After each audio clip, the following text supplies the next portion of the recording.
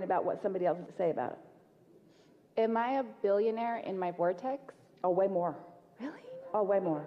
Way more than a measly billionaire. Way more. Vibrations turn to things, but those vibrations can't turn to things when you're still asking the question. You know, earlier when you said, I think I know the answer, and the difference between asking and not knowing and knowing. Mm-hmm.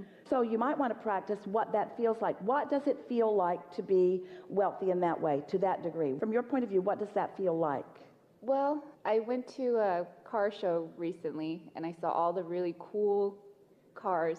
So it feels like the freedom to choose. What else? I really like the cars. I want to drive fast and really cool cars. We'll choose them, but we want to get to the basis of this. What is the feeling? What does that kind of prosperity feel like vibrationally? Hear us. Look at us.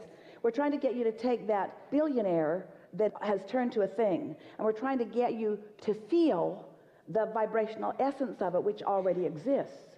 And you see, your inner being is as happy about the vibrational essence of it as it is the manifestation of it, but you're not.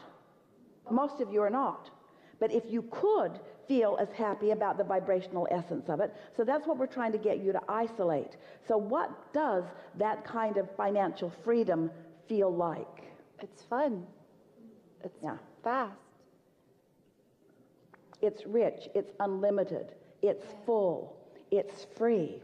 It's free-flowing. It's an ever-present sensation that I could choose. It enhances, it gooses up, it activates your desire to want to choose. It makes you reach out to more detail. It makes you want more ideas in your mind. It makes you want to put more choices on your palette. It causes you to want to be more definitive, to be more specific, to be more exact about your desires. It causes you to tighten up your thinking. When you capture the essence of that kind of prosperity, it makes you open your horizons. The word vision isn't even big enough. It makes you want to look further into the world. It causes you to feel your own expansiveness. And the biggest thing of all that it does is it makes you feel worthy beyond physical description. Because if you can turn that idea of that kind of manifested prosperity into the uncondition of the vibration, you're in that place where you're now ready to let the universe yield to you. You see, you couldn't buy with your billions the concentration that Source has upon you. You can't buy that. You can't take your things and turn it to that vibration. The vibration turns to those things, but you can't take your things and turn it to that vibration. But you can accomplish that unconditional vibration just by knowing it exists. And it's the reason that we talk to you the way we do about the laws of the universe. It's the reason that we attempt to help you feel the realness of this vibrational reality that you can't see. It's why we want to help you know that it's real, even though you can't yet translate it into the billions or into the manifestation. So now that you are understanding a bit more who you are and why you're here, and that you are an extension of that, and that you are rich beyond physical interpretation, and that you are unlimited, and that the universe is responding to your every thought. That's how important you are. And as you begin to define your thoughts and to use the assistance of your inner being to feel where your thoughts are, and then you watch those fledgling thoughts turn to things, and those fledgling thoughts turn to things, and these even bigger thoughts turn into things, and these bigger thoughts turn to things.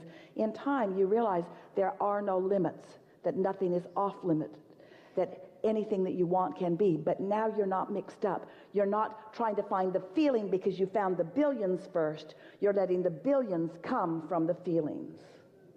That's what deliberate creation is. Because it's not things turning to thoughts. That's the way humans want to do it. They want to look around at things and think about them. But that's just regurgitation. You're a creator. You're not a regurgitator. You want your thoughts to turn to things. You want your vibrations to turn to thoughts. That's happening. That's step 2. You don't have to do that. Your vibrations are turning to thoughts. But you got to get into step 3, which is the receptive mode, so that you can begin translating those vibrations and those thoughts into those manifestations. And with everything you manifest, got lots of stuff, don't you? With everything you manifest, you begin to understand more and more. It wasn't the accumulation. It wasn't the ending place. It was the experience of the unfolding that you're all about anyway. That you're all about all day anyway. That receptive mode, once you get there and hang around in there a little bit, you won't want to go back. You won't want to go back to a time that you were less focused or less aware of how you feel or less willing to gravitate toward the thoughts that feel better. You just will be unwilling to watch the movie that scares you or have the conversation with the friend that bums you out.